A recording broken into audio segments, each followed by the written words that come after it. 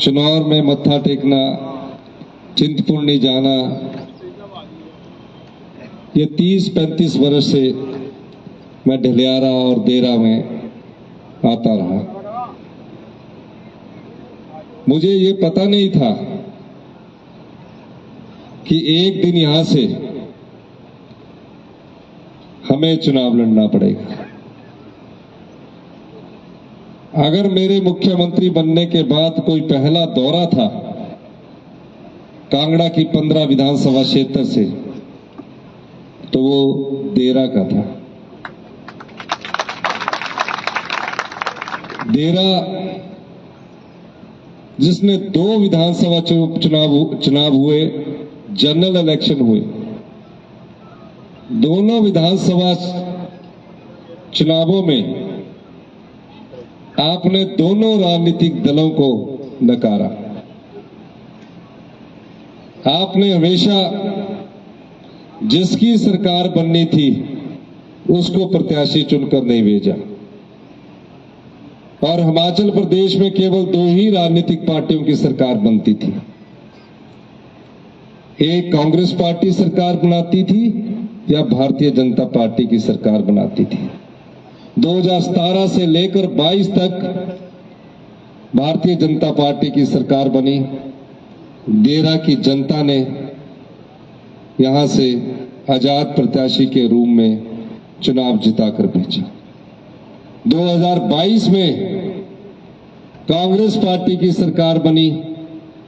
देरा की जनता ने फिर दोबारा से आजाद प्रत्याशी को चुनाव जिताकर भेजा। और आप ये जानते हुए भी कि हिमाचल प्रदेश में 5 साल बाद अगर सत्ता परिवर्तन होता है तो 2 ही पार्टियों की सरकार बन सकती है, या तो कांग्रेस की बनेगी या भारतीय जनता पार्टी की बनेगी। निर्दलीयों की कभी भी सरकार भविष्य में नहीं बनेगी। फिर भी आपका विश्वास था कि ये व्यक्ति जो है चुनाव जीतकर देरा का विकास करवाएगा। मेरे पास भी आए, कहा हरिपुर के बस स्टैंड के लिए आप पैसे दीजिए। मैंने पैसे दिए, उसका उद्घाटन किया। जो बोला उन्होंने उस समय, मैंने उनको पूरा करने की कोशिश की। धीरे धीरे हमें यह समझ नहीं आया कि वो देरा की समस्याओं को लेकर, पौंग डैम ऑस्टिस की समस्याओं को लेकर, देरा में कॉलेज बनाया, 4 कमरों में बनाया। मुझे अभी पता लगा कि वो 4 कमरों में कॉलेज चल रहा है, उसके लिए कभी नहीं आए। ये आपका कैसा अति विश्वास था कि जिस पार्टी की सरकार बनती है उस पार्टी के साथ देरा के लोग नहीं चले। और आपने ये चुनाव में भी 2022 से लेकर 27 तक उनके पक्ष में वोट दिया। आप कल्पना भी नहीं कर सकते थे कि देरा में उपचुनाव होगा। 6 महीने पहले मैं बनकंठी आया। जब मैं जाता था, मुख्यमंत्री नहीं था, तो मेरे सामने वो सप्पड़ नजर आते थे। मैंने कहा देरा में मेरी पत्नी की जगह है, देरा पड़ी हुई है, इस क्षेत्र का भी विकास किया जाए। मैंने आपके इस क्षेत्र के आजाद प्रत्याशी को बुलाया, वो नहीं आए। मैंने सोचा उनका ज्यादा रुचि अब विधानसभा में नहीं रही है।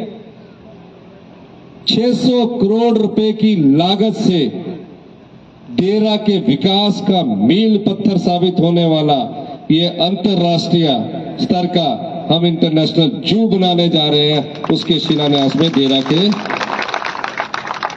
आजाद प्रत्याशी जिनको आपने चुनकर भेजा नहीं आए। 2000 के करीब रोजगार मिलेगा। ये कोई छोटी परियोजना नहीं है। इसमें अंदर जानवरों का हॉस्पिटल होगा, कॉलोनीज होगी, होटल्स होंगे, बाहर होटल होंगे।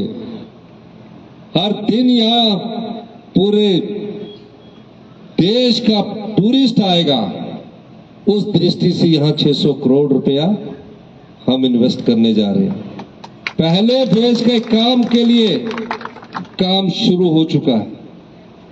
2-3 साल में इसका प्रथम चरण पूरा होने वाला है। उस क्षेत्र की आर्थिकी मजबूत होगी। दूसरा, कभी भी देरा के विधायक ने ये नहीं उठाया कि इस क्षेत्र में ये मूलभूत समस्या है।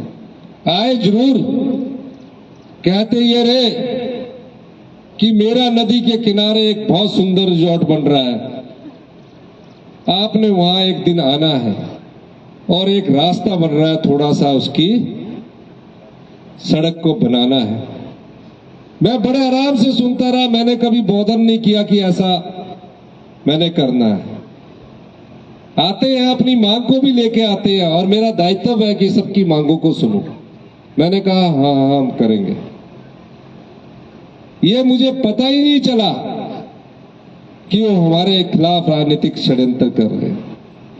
14 महीने पहले जनता ने जनता की सरकार को चुनकर भेजा,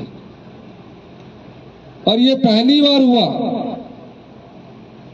कि 75 साल के इतिहास में निचले क्षेत्र से कोई आप जैसे परिवार से निकलकर मुख्यमंत्री की कुर्सी पर पहुंचा। मुख्यमंत्री की कुर्सी पर पहुंचने के बाद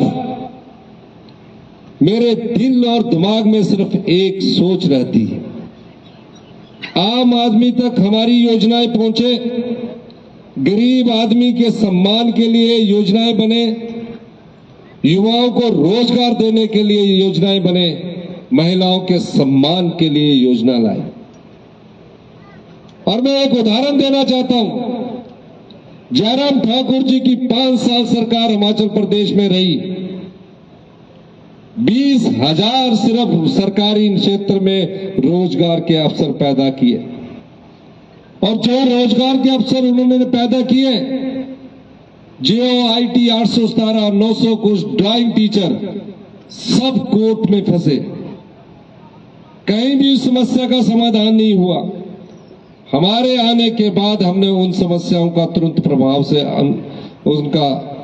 प्रभाव से उनके केस को सॉल्व किया, और देखिए हमने हर कोर्ट में केस जीता।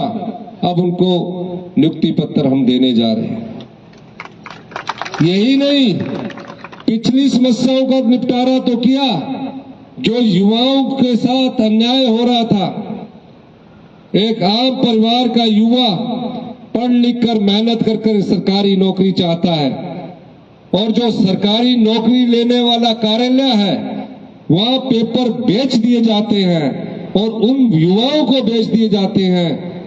पैसे देकर नौकरियां खरीदी जाती थी, पेपर बिकते थे, पेपर नीलाम होते थे। हमारी सरकार ने जाल बिछाया। सबऑर्डिनेट सिलेक्शन बोर्ड में जो युवाओं के साथ अन्याय हो रहा था, उस अन्याय को बंद किया, और जो भ्रष्टाचार का सबऑर्डिनेट सिलेक्शन बोर्ड अड्डा बना हुआ था, जहां सरकारी कर्मचारी पेपर बेचते थे, उसको भंग किया, और आज तक वो सरकारी कर्मचारी और अधिकारी जेल की सलाखों के पीछे। और इसके बाद 14 महीने में 28,000 नौकरियां हमने निकाली। 6,500 नौकरियां JVT, TGT, non medical, medical, arts batch wise शुरू हो चुकी है। उनके नियुक्ति पत्र मिलने वाले हैं। लेक्चरर और इनके टेस्ट पब्लिक सर्विस कमीशन के द्वारा होने जा रहे हैं। 10,000 IPH में multipurpose worker, electrician, pump operator, fitter की नौकरियां हमने निकाली। 6,500 अभी एक कैबिनेट हुई है NTT में, प्री प्राइमरी स्कूल में हम NTT टीचर 6,500 नियुक्त करने जा रहे हैं। 1231 पुलिस की कमांडो फोर्स की भर्ती करने जा रहे हैं, जहां 30% महिलाओं को आरक्षण मिलेगा। 984 पटवारियों की भर्ती करने जा रहे हैं। 600 डॉक्टरों की नियुक्ति करने जा रहे हैं, 600 स्टाफ नर्सों की नियुक्ति अगले 3 महीने के अंदर करने जा रहे हैं। यह सरकार का फर्क होता है और सरकार में भी नियत का फर्क होता है। जयराम सरकार की नियत हिमाचल प्रदेश के लिए विकास के मामले में बिल्कुल सही नहीं थी। युवाओं को रोजगार देने के लिए कोई नीति नहीं थी। हमने 14 महीने में 28,000 पद निकाले। एक छोटा सा स्टेट कैसे नौकरियां निकलनी है, उसके लिए हम लोगों ने अधिकारियों की बैठक करके जहां खाली पद थे उन खाली पदों को हमने निकाला। और उसके बाद आपके इंतकाल नहीं होते थे, लोग पटवारी के पास जा जाकर जूते गिर जाते थे, 10-10 साल तक इंतकाल नहीं होते थे। हमने कानून में बदलाव किया, 3 महीने में 1 लाख इंतकाल हुए। जिन पटवारियों के पीछे आपके जूते गिर जाते थे वो पटवारी फोन करके इंतकाल कर रहे हैं। कुछ समय में और नियम बदलेंगे, जो पार्टीशन नहीं होता, सालों से डिमार्केशन नहीं होती, उसको भी हम बदलने जा रहे हैं ताकि आम लोगों को, गरीब को न्याय मिले। प्रदेश में सबसे बड़ी आपदा आई, भारतीय जनता पार्टी के नेताओं के मैं बयान सुन रहा था, कह रहे थे कि हमने मदद की, कोई मदद नहीं की, किसी प्रकार का स्पेशल रिलीफ पैकेज नहीं दिया। प्रदेश के मुख्यमंत्री के तौर पर मैं जिम्मेदारी से कह सकता हूं, मैं देश के प्रधानमंत्री से बोला, गृह मंत्री से मिला, जयराम ठाकुर जी से अनुरोध किया कि प्रदेश में भयंकर आपदा आई है, तबाही का ऐसा मंजर है, सड़कें टूट चुकी है, पीने के पानी की योजनाएं बह चुकी है, बिजली के खंभे उखड़ चुके हैं। लेकिन जयराम ठाकुर जी ने विधानसभा में चर्चा की और चर्चा के बाद उस प्रस्ताव पर समर्थन देने की बारी आई। किस प्रस्ताव पर? कि हिमाचल प्रदेश की पूरी जनता आपदा प्रभावित परिवारों के साथ खड़ी है, उसमें समर्थन देने के लिए वो चुप बैठे रहे। प्रदेश की पूरी जनता ने हिमाचल प्रदेश सरकार को आपदा राहत कोष में मदद की। छोटे छोटे बच्चे अपनी गुल्लक लेकर हमारे पास आए और कहा कि सर ये पैसे हम आपके लिए लेकर आए हैं। छोटे छोटे बच्चे, रिटायर्ड कर्मचारियों ने अपने पैसे तक दे दिए। हम उस आपदा से जूझे। 4500 करोड़ रुपए का हमने आपदा राहत पैकेज घोषित किया और हमारी योजनाओं की और हमारे तुरंत प्रभाव से काम करने की प्रशंसा नीति आयोग, जो कि केंद्र सरकार की एजेंसियां, उन्होंने भी की, वर्ल्ड बैंक ने भी की, पूर्व मुख्यमंत्री शांता कुमार जी ने की। लेकिन भारतीय जनता पार्टी के जो नेता यहाँ वोट मांग रहे हैं, उनसे पूछा जाना चाहिए कि किस प्रकार की आपदा राहत पैकेज आपने हमको दिलवाया। जब आप 22,000 आपदा परिवार रास्ते में आ गए, उनकी आंखों के सामने उनका आशियाना उजड़ गया। मैं सब जगह गया, प्रत्येक परिवार से मिला। कई परिवार तो ऐसे थे जिन्होंने रात का भोजन करने के बाद सोने की तैयारी करने जा रहे थे, अचानक पानी आया, उनका पक्का घर बहाकर ले गया, उनकी आंखों के सामने उनका आशियाना उजड़ गया। मैंने कई बार कहा कि पीने के पानी का गिलास तक नहीं बचा, छोटे छोटे बच्चों की स्कूल की किताबें जो उनके बैग में थी वो नहीं बचे। इन 22,000 आपदा प्रभावित परिवारों को बसाने का दायित्व भी हमारा था और हमने उन आपदा परिवारों को बसाया। सहायता राशि केवल पक्का मकान बनाने के लिए प्रधानमंत्री आवास योजना में, या प्रधान लोग बैठे हैं, बीडीसी बैठे होंगे, बाढ़ पंच बैठे होंगे, 1.5 लाख मिलती थी। हमने उस राशि को बढ़ाकर 1.5 लाख से बढ़ाकर 7 लाख रुपए किया। ये कोई उन्होंने मांग नहीं की थी, ये आपदा प्रभावित परिवार मेरे पास आकर मांगे नहीं थे, पर मैं आप जैसे परिवार से उठकर आया हूं, दर्द जानता हूं। मैं जानता हूं पाई पाई जोड़कर पक्का घर हिमाचल प्रदेश में एक परिवार पूरी जिंदगी की कमाई के बाद बनाता है। अगर उसकी आंखों के सामने उसका आशियाना लूट जाए तो उसको बनाने में कई और साल लग जाएंगे। हमने आपदा प्रभावित परिवारों के लिए बिजली का मीटर मुफ्त कर दिया, पानी का कनेक्शन मुफ्त कर दिया। 31 मार्च 2024 तक खाना मुफ्त कर दिया। बच्चे जो बिलखते थे उनको हमने कहा कि जब तक गांव में मकान मिलता है 5,000 रुपया किराया देंगे, इस शहर के लिए 10,000 देंगे। केंद्र सरकार से कोई सहायता नहीं मिली। हम आपकी लड़ाई 14 महीने से लड़ रहे थे। जब मुझे मुख्यमंत्री का पद मिला, अधिकारियों ने मेरे सामने खजाने का लेखा जोखा रखा, कहा 1 महीने का खर्चा हमारे पास पड़ा है। 1 महीने से ज्यादा प्रदेश की हालत ऐसी है कि हम कर्जे के नीचे दबे हुए।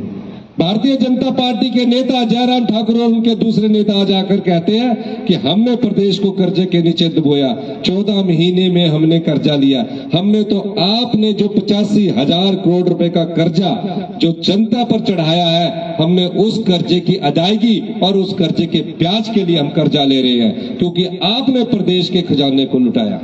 हम तो प्रदेश के खजाने को बचा रहे हैं, भ्रष्टाचार पर कुठाराघात कर रहे हैं, भ्रष्टाचार पर चोट कर रहे हैं। और हमारे मेहनत से 1 साल में हमने हिमाचल प्रदेश के खजाने में आप लोगों के लिए 2200 करोड़ रुपए का अतिरिक्त राजस्व इकट्ठा किया।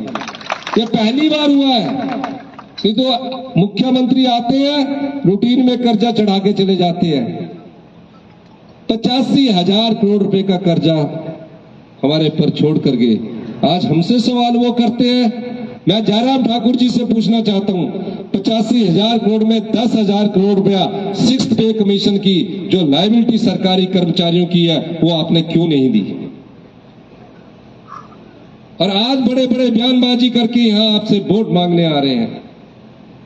यही नहीं, हमारी जैसे जैसे अर्थव्यवस्था मजबूत होती गई, खजाने में पैसा आता गया। पहली बार 20% का सुधार हमारी अर्थव्यवस्था में हुआ है।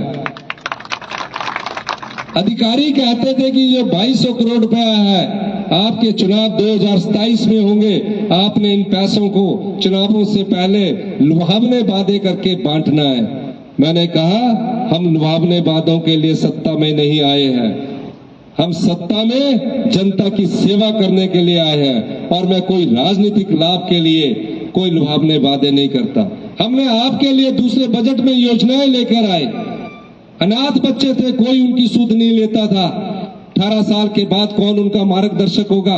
हम हिंदुस्तान का पहला ऐसा कानूनी अधिकार उन अनाथ बच्चों के लिए लेकर आए। उसमें कहा कि सरकार ही आपकी माता है, सरकार ही आपकी पिता है, चिल्ड्रन ऑफ द स्टेट का दर्जा दिया। योजना फलीभूत तब होती है जब वो धरातल पर आती है। आज मुझे खुशी इस बात की है कि 14 महीने में 4,000 अनाथ बच्चे अपनी पढ़ाई भी कर रहे हैं। उनको पहनने के लिए गर्म कपड़े भी सरकार दे रही है, सर्दी के कपड़े भी सरकार दे रही है, गर्मी के भी दे रही है। और 4,000 रुपया हर महीने 27 साल की उम्र तक पॉकेट मनी दे रही है। विधवाओं के बच्चे पढ़ने जाते हैं, आर्थिक तंगी के कारण पढ़ नहीं सकते। इस बजट में हमने विधवाओं के बच्चों की पढ़ाई का खर्चा, हॉस्टल की पढ़ाई का खर्चा हिमाचल प्रदेश की सरकार उठाएगी। 70 साल से ऊपर के उम्र के जितने बुजुर्ग हैं, बीमार हो जाते हैं, बेटे से पैसा मांग नहीं सकते, शर्माते रहते हैं कि बेटे से मांगू या ना मांगू। यही फैसला करने में देरी हो जाती है। पेन किलर खाकर अपना दर्द तो दूर करते हैं, पर अपनी बीमारी को दूर नहीं कर पाते। बीमारी भयंकर रूप ले लेती है, तब जमीन बेचनी पड़ती है, अपनी प्रॉपर्टी बेचनी पड़ती है। हम उन परिवारों के लिए जो 70 साल से ऊपर का बुजुर्ग कोई भी बीमार होगा, 25 लाख रुपए की मुफ्त इलाज योजना लेकर आप लोगों के लिए आए। मनरेगा में हमारी कई बहनें दिहाड़ी करती है, पुरुष दिहाड़ी करते हैं। मैं देखता था मनरेगा की बहनों को दिहाड़ी कभी 190 रुपए मिलती है, कभी 200 रुपए मिलती है। गांव के हमारे लोग हैं, मैंने 60 रुपए की ऐतिहासिक वृद्धि मनरेगा की दिहाड़ी में की, 240 से बढ़ाकर 300 रुपए की। किसान के हाथ में पैसा कैसे पहुंचे? मैं दुगने की कभी बात नहीं करता, लेकिन किसान के हाथ में पैसा कैसे पहुंचे? हिंदुस्तान में हिमाचल प्रदेश पहला ऐसा राज्य बना जहां गाय के दूध पर मिनिमम सपोर्ट प्राइस दिया गया। गाय का दूध 45 रुपए किलो और भैंस का दूध 55 रुपए किलो सरकार खरीदेगी, उससे ज्यादा मूल्य पर वो बाजार में बेच सकता है। और जिसने पशु रखे होते हैं, हम किसान भी है, उसके पास गोबर भी होता है। हमने कहा यूरिया का जो प्रयोग नहीं करेंगे, गाय के गोबर और भैंस के गोबर से जो खेती करेगा उससे 40 रुपए किलो कणक सरकार खरीदेगी, 30 रुपए किलो मक्की खरीदेगी। ये सब योजना आपके लिए है। जब और पैसा बचा तो ये जितनी हमारी बहनें बैठी हैं, हम बार बार कहते थे कि हम अपनी बहनों को जो 18 साल से ज्यादा की उम्र पार कर चुकी होगी, जब तक उसके शरीर में सांस होगा हम उसे 1500 रुपए देंगे। 1500 के 3 मार्च को हमने घोषणा की, बजट एलोकेट किया और जयराम ठाकुर जी ने 16 मार्च से पहले चुनाव योग के वहां जाकर कहा कि ये पैसे इनको नहीं मिलने चाहिए, हमारे लोकसभा के चुनाव लगे हैं। मैं उस समय भी कहता था जयराम ठाकुर जी फॉर्म भरना रुकवा सकते हैं, आपके पैसे रुकवा सकते हैं, लेकिन हमारी इच्छा है कि जैसे ही एक दिन आचार संहिता खत्म होगी हम यहाँ 1500 रुपया अपना अप्रैल का भी देंगे, मई का भी देंगे और जुलाई का भी देंगे। आज तकरीबन उन्ना में 10,000 महिलाओं के खाते में 4500 पहुंच गया और देरा में जिनके फॉर्म स्क्रूटनी हुई है, देरा विधानसभा क्षेत्र में, ढलियारा में भी सब लोगों के, ढलियारा में भी 100 लोगों के खाते में, ढलियारा पंचायत में भी 100 लोगों के खाते में 4500 रुपया आपकी संपदा का आपको मिल गया। पहली किस्त में 3000 रुपया मिला, दूसरी में 1500 रुपया मिला। फिर हमारी सरकार को गिराने की साजिश रची गई। हमारी सरकार को गिराने की साजिश में इस क्षेत्र के विधायक ने, आपके बोर्ड से जो विधायक बना उसने अपनी विधायकी को बेचा। ये पहला इतिहास है, ये इतिहास में कहीं नहीं मिलेगा। 1947 में देश आजाद हुआ। आजाद भारत में सूर्य की पहली किरण जब पड़ती है तो इस देश आजाद की ये पहली घटना होगी कि 1947 के बाद आपके क्षेत्र के आजाद विधायक ने अपनी विधायकी को बेचा। अगर हम काम नहीं करते थे, अगर हम काम नहीं कर रहे थे तो आप कांग्रेस पार्टी का समर्थन छोड़कर भारतीय जनता पार्टी के पास जाते। आप क्यों नहीं गए भारतीय जनता पार्टी के पास? आपने इस्तीफा क्यों दिया? सुनने में आया कि आप लोगों ने कहा कि आप आजाद विधायक हैं, मुख्यमंत्री जी आपके काम नहीं कर रहे, कांग्रेस पार्टी की सरकार आपका काम नहीं कर रहे, तो जदेरा की जनता का दबाव था कि आप इस्तीफा दीजिए। ऐसा दबाव आपने कहा होगा, आपने कहा नहीं, पक्का किया होना, पीछे वाले किया होना, नहीं कहा। फिर इस्तीफा क्यों आपने नहीं कहा? हाई कोर्ट भी मना कर रहा है कि हमने, आप इस्तीफा क्यों दे रहे हो? हम भी मना कर रहे हैं कि अगर भाई हमने आपका काम नहीं किया तो आप इस्तीफा क्यों दे रहे हो? बीजेपी के साथ वैसे ही बैठ जाओ। विधानसभा के स्पीकर ने उनसे पूछा कि आप इस्तीफा क्यों देना चाहते हो? कहते मुख्यमंत्री जी मेरे काम नहीं करते। मान लीजिए मुख्यमंत्री जी उनके काम नहीं करते तो भी उन्होंने कहा कि आप इस्तीफा मत दो, विधानसभा के बाहर आप धरना दो, विधानसभा के अंदर आप सवाल उठाओ। फिर भी नहीं माने और इस्तीफे के लिए धरने पर बैठे। ऐसे आपने सुना है? कर्मचारी अपनी मांगों को लेकर विधानसभा के बाहर धरने पर बैठे कि हमें ओल्ड पेंशन स्कीम मिलनी चाहिए। पानी की बुछारें बजाई, लाठी चलाई। जयराम ठाकुर जी ने क्या बोला विधानसभा के अंदर कि जो अगर पेंशन लेनी है तो इलेक्शन लड़ो। ये विधायक क्यों बैठे धरने में? आजाद धरने में बैठे पता तुझे? धरने से बैठे विधानसभा के गेट के बाद और फटियां पकड़ के दे ही फटियां पकड़ के सारा इस्तीफा स्वीकार करो। जिस दिन धरने में बैठे मैंने अपने मंत्रिमंडल के सदस्यों से पूछे धरने में क्यों बैठे? कहते पहला ऐसा मुकदमा है जहां आजाद विधायक अपना वकील भी खुद है कि सारा इस्तीफा स्वीकार करो, और विधानसभा के स्पीकर जिन्होंने इस्तीफा स्वीकार करना था सब पूछा थे तो इस्तीफा स्वीकार क्या करना मिंजो कारण था दसा। कहते देरा दी जनता का बड़ा दबाव है मिंजो। तो उन्होंने पूछा कि क्या आप अगला चुनाव लड़ोगे?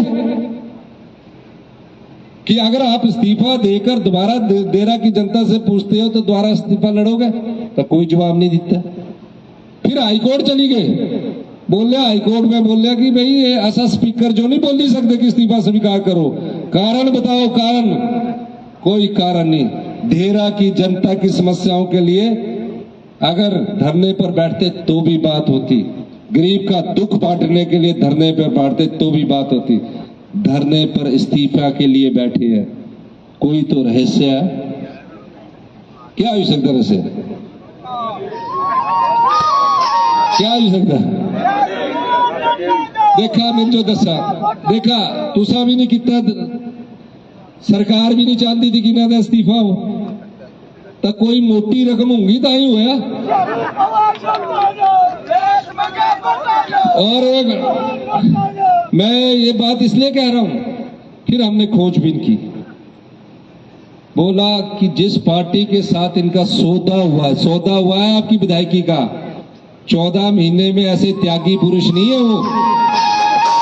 त्यागी पुरुष वो होते हैं कि इस्तीफा देते और कहते कि अगला 3.5 साल के लिए मैं चुनाव नहीं लड़ूंगा, क्योंकि वहां मुख्यमंत्री जी सुखविंदर सुक्खू जी है और कांग्रेस की सरकार है। तब त्यागी पुरुष होते, तभी होना था ना। इस्तीफा देके किसी ईमानदार भारतीय जनता पार्टी के कार्यकर्ताओं को बोलते कि अब चुनाव लो, वो बेचारे दुआड़ा जी बोल दे रहे। दुआड़ा जी जो बोली देंगे खुद ही बोली देंगे। दुआला जी वो है जिस कोठी में मैं रहता हूं, वहां ओक ओवर में 2 महीने रहे। भारतीय जनता पार्टी की उससे पहले कभी सरकार नहीं बनी थी। उनकी सरकार तब बनी जब धवाला जी ने समर्थन दिया, और पहली बार प्रेम कुमार धूमल जी मुख्यमंत्री धवाला जी के समर्थन से बने। तीनों जो विरोही था तो इस्तीफा दित्य क्या जो सौदेबाजी हुई है। कहा दूसरी किस्त तब मिलेगी जब आपका इस्तीफा स्पीकर महोदय स्वीकार करेंगे। शायद स्वीकार हो गया, दूसरी किस्त मिलेगी। शायद बैंक का जमा नहीं होने देनी, ऐसा शायद चुनाव लगनी थोड़ी बहुत, और जितनी चुनाव लगनी शायद तो जो देने आऊंगा तो तुसा बोलना 50 की जगह 2 लाख लेने हैं। कितने लेने?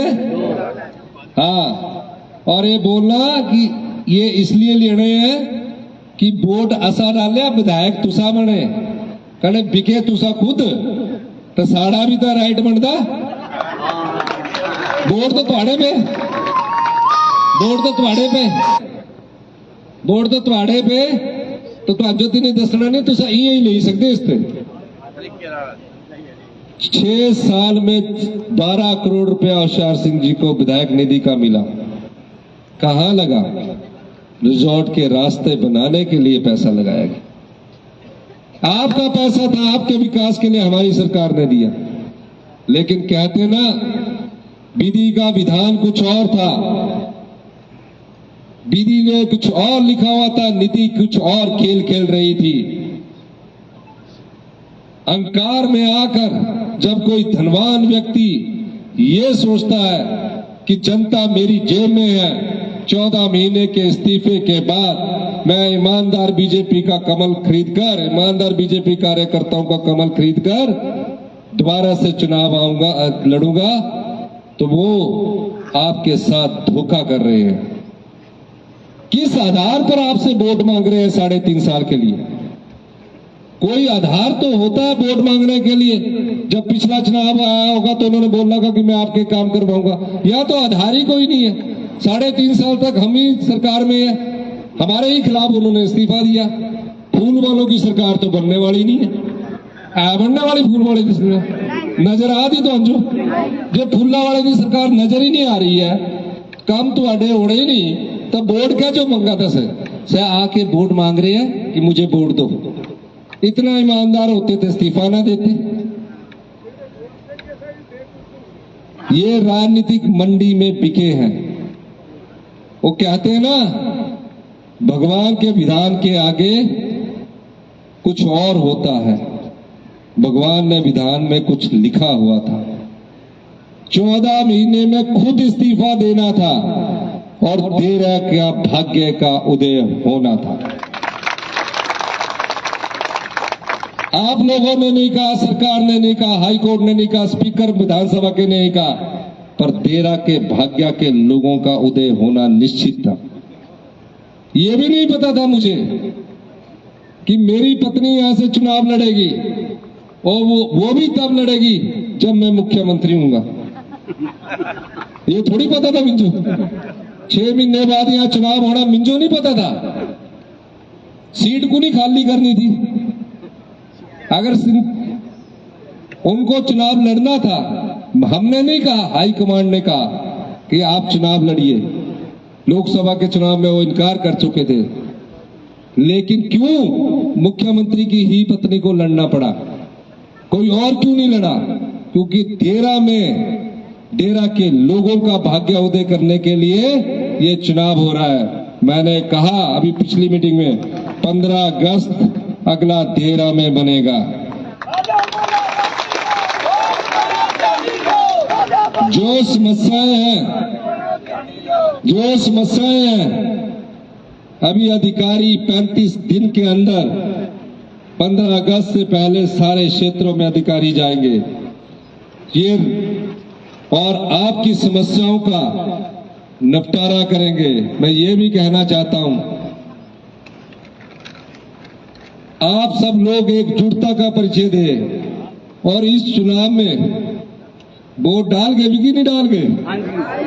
आप कमलेश ठाकुर के पक्ष में अधिक से अधिक वोट डालेंगे कि नहीं डाल गए? हाथ खड़ा करके तो सीधा काम। और ये चुनाव जो है सरकार बनाने के लिए नहीं हो रहा है, ये चुनाव राजनीतिक बुराई के अंत के लिए हो रहा है। जिसने अपना ईमानदारी का चोला पहनकर डेरा की जनता को धोखा दिया है, अपनी विधायकी को बेचा है, ऐसे लोगों को आपने सबक सिखाना है। सिखाएंगे कि नहीं सिखाएंगे? इस चुनाव में जनता को लड़ना है, महिलाओं को लड़ना है, युवाओं को लड़ना है।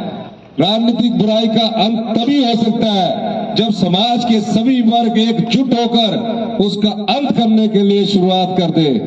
ये लड़ाई आपको जीतनी है। कांग्रेस की सरकार बनी हुई है, सरकार के लिए वोट नहीं है, और इस लड़ाई में आपको जीतना होगा।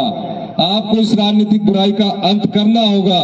डेरा के भविष्य के लिए नया सवेरा लाना होगा, तभी इस बुराई का अंत होगा। तो आपको इस लड़ाई को जीतना है। तो इस लड़ाई में जनबल जीतेगा और धनबल दोनों हाथ खड़े करेंगे। बोलना आलिनी में बोल रहे नहीं तो सब पहले भी तैयार है। ठीक है,